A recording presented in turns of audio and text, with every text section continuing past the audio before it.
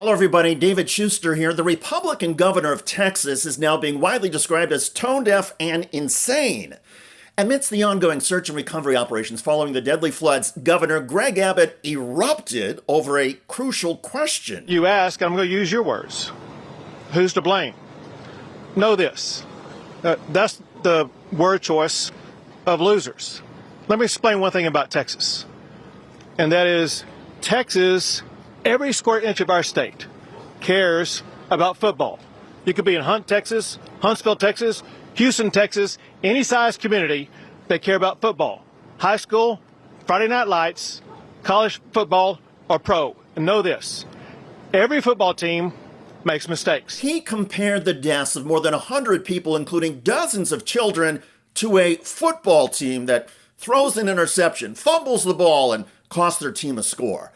And Abbott kept going. The losing teams are the ones that try to point out who's to blame. The championship teams are the ones that say, don't worry about it, man, we got this. We're going to make sure that we go score again, that we're going to win this game. The way winners talk is not to point fingers. They talk about solutions. What Texas is all about is solutions. What Texas is about is solutions, and that's fine, but solving and preventing problems in how our government prevents death is different than how a football team, even in Texas, dissects losing and prepares for the next game.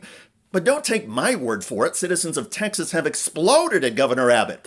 The comments to reporters and on social media include, "This man is unequivocally the most callous, incapable governor the state has ever endured. Every single disaster we encounter is met with his dismissive conjecture, calling people losers for wanting answers and making an effing football analogy when 100 plus people are dead and 160 plus are missing is insane. You don't get to play the everyone makes mistakes card when this was avoidable. And the losers are the leaders of a state that has a budget surplus and refused to pay for sirens and alert systems in an area called Flash Flood Alley because it cost money." Several news organizations are reporting that 8 years ago, Kerr County in Texas sought grant money for new flood warning gauges and disaster sirens along the Guadalupe River. FEMA would have funded 75% of the $1 million grant if the state covered 25%. But Texas leaders didn't want to spend the $250,000 for Kerr County. As recently as last month, Governor Abbott's team was asked about federal disaster money and grant help and said the state could handle any disaster on its own. Well, now Governor Abbott is calling for an emergency legislative session to consider flood warning money the state could have accepted years ago. In sports, I believe this is what you call a do-over. Of course, in sports, you aren't talking about doing over a bad decision that may have contributed to the deaths of hundreds of people. Not to be outdone by Governor Abbott in sheer mendacity and insensitivity, there is Homeland Security Secretary Kristi Noem. Never mind the antiquated local warning systems, Noem insists the federal response to the Texas floods was immediate. That's the FEMA and how it should operate rather than how it operated under the Biden administration and previous administrations, where it was slow to respond, slow to get resources there. We already have emergency response teams on the ground that have been there from the very beginning. And then we want to empower the states to do the response that's necessary to best serve their people. The Biden administration was slow to get resources to disasters.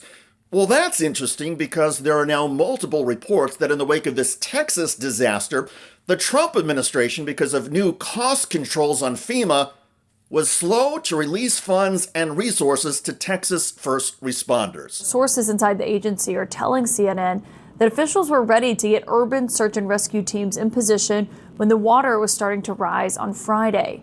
But a new rule that was put in place by the secretary required her personal sign-off first. That sign-off, multiple sources told CNN, didn't come until Monday, more than 72 hours after the flooding began. So it took 72 hours or 3 days for Noem to release the federal money and resources that would have helped Texas authorities from the start. Now, it sounds like Noem was waiting for Texas officials to ask for the federal help, but in previous administrations, including the Biden administration, federal help was dispatched immediately. Nobody at FEMA waited around for overwhelmed local and state leaders to get their act together. Kristi Noem made another wild assertion. This one is about the capabilities of the federally run National Weather Service warnings. Analysts say those warnings to Texas officials did not come early enough. But frankly, the National Weather Service under President Trump has been working to put in new technology and a new system because it's been neglected for years. It's an ancient system that needed to be upgraded. And so President Trump recognized that right away and got to work on it when he came into office in January. But that installation is not complete and that technology isn't fully installed, but the alerts went out. The upgrades are not fully installed. Trump promised a new National Weather Service system. Several news organizations have fact-checked this claim and say it is absolutely false. There is no record of Donald Trump ever saying or promising, even in position papers, that his administration would upgrade the National Weather Service systems. According to federal databases scoured by roll call, there were several upgrades under President Biden, but nothing under Trump. A few months ago, the Trump administration fired or doged hundreds of employees at the National Weather Service and the National Oceanic and Atmospheric Administration, or NOAA, and there are reports that the field offices and weather stations in Texas were understaffed in the days leading up to the flood. Journalists have now asked officials at the Trump White House and the Department of Homeland Security, what upgrades is Noam talking about? And the officials are not commenting. In other words, even Trump officials know that Noam is making things up out of whole cloth while trying to blame problems on the Biden administration. This makes Noam a liar, and under Governor Abbott's logic, a loser. Still, perhaps we shouldn't be surprised by the callous approach of Governor Abbott and the incompetence and shamelessness of Kristi Noem. These are government leaders who have proven repeatedly their priority is not truth or accountability. These Republicans simply want to please Donald Trump and avoid any examination of what has gone wrong. And as depressing as that sounds, well, it gets even worse when you consider there are no more games and no more seasons for the hundreds of people who died. And let's be clear, this was a catastrophe that could have possibly been prevented. By the way, Donald Trump's comments about Texas and so much else lately have been erratic and disconnected. And there are growing dementia concerns about Trump as his mental and physical decline get more obvious. And the only question is, do you go leave it? Because you can't paint it. If you paint it, it won't look good because they've never found a paint that looks like gold. You see that in the Oval Office. They've tried for years and years. Somebody could become very wealthy, but they've never found a paint that looks like gold. So painting it is easy, but it won't look right.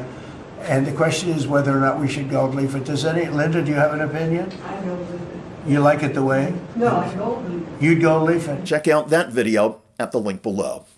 I'm David Schuster. Thanks for joining us.